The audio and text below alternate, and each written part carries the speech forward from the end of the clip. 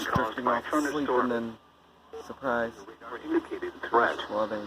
The following impacts are expected: flooding of streams, urban areas, highways, streets, and underpasses, as well as other drainage and low-lying areas. Some locations that will experience flooding include Champaign, Danville, Urbana, Savoy, St. Joseph, Georgetown, Tolono, Westville, Tilton, Catlin, Oakwood, Philo, Sydney, Homer, Ridge Farm, Ogden, Fairmount, Seidel, Pesotum, and Fithian. This includes the following highways: Interstate 57 between mile markers 218 and 220.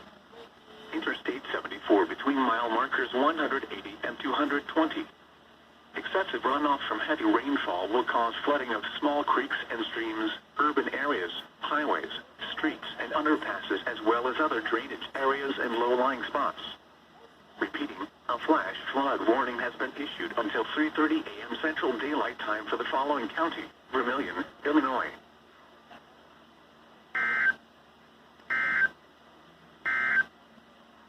At 1 a.m. Eastern Daylight Time, at Lafayette, it was cloudy.